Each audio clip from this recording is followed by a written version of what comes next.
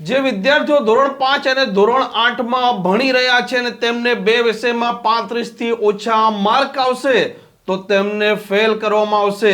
આ ચર્ચા ગઈકાલથી ચાલુ થઈ ચૂકી છે અને આ મામલે રાજ્યના શિક્ષણ મંત્રી પ્રફુલ્લ પાનસેરિયાએ પણ સ્પષ્ટતા કરી છે।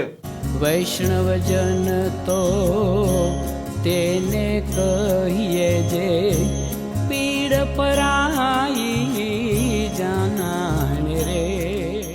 નમસ્કાર, આપ જોઈ રહ્યા છો નવજીવન ન્યૂઝ અને હું છું આપની સાથે તોફિક ગાંચી।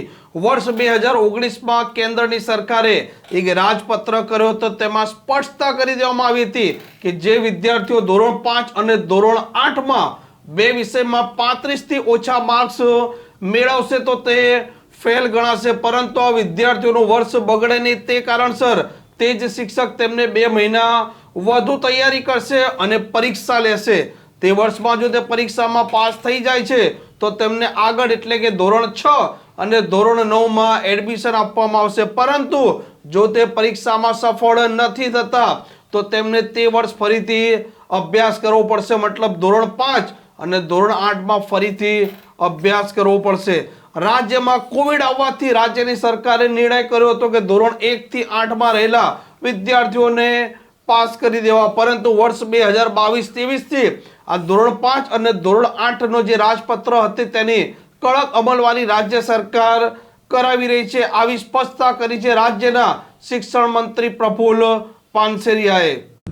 નવી શિક્ષણ નીતિ અંતર્ગત 2019માં જ્યારે ભારત સરકાર દ્વારા રાજપત્ર દ્વારા રાજ્યને રાજપત્ર દ્વારા જાણ કરવામાં આવ્યું હતું કે ધોરણ 5 અને 8માં જે વિદ્યાર્થી નાપાસ થાય તો એમને 2 મહિના પછી એ શાળાના શિક્ષક ટ્યુશન આપીને ફરી વખત પરીક્ષા લેશે, જેથી વર્ષ ન બગડે। અને જો પછી એમાં સફળ થાય તો ધોરણ 6માં ધોરણ 9માં એ આગળ વધે, પરંતુ જો વિદ્યાર્થી નાપાસ થાય તો એ જ શાળાની અંદર પાછો ફરી વખત એ ધોરણ રિપીટ કરે।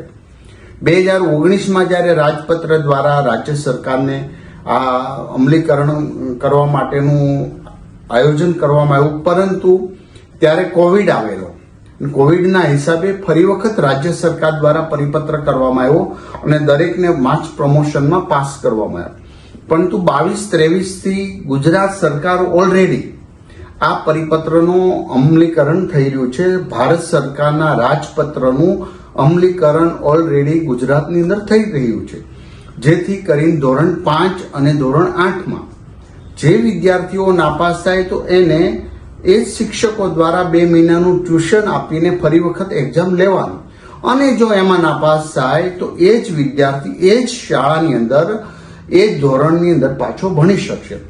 માટે ગુજરાતમાં ઓલરેડી 22-23 થી આ પરીક્ષા પદ્ધતિ અમલીકરણ છે, વચ્ચેના ગેપની અંદર ન હતી। આ રાજપત્રનું ચુસ્તપણે પાલન થઈ રહ્યું છે।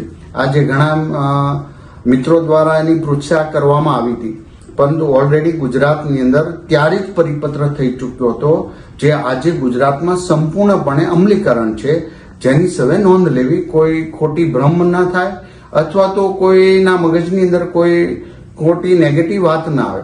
માટે જે પદ્ધતિ ગુજરાતની અંદર શાળાઓમાં ચાલી રહી છે એ જ છે, એટલે બીજું કોઈ વિચારવાનો પ્રશ્ન નથી।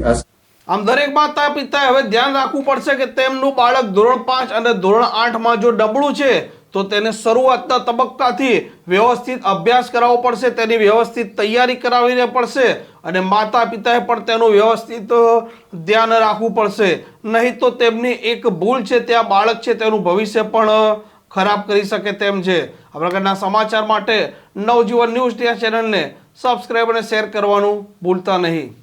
વૈષ્ણવજન તો તેને કહીએ જે પીડ પરા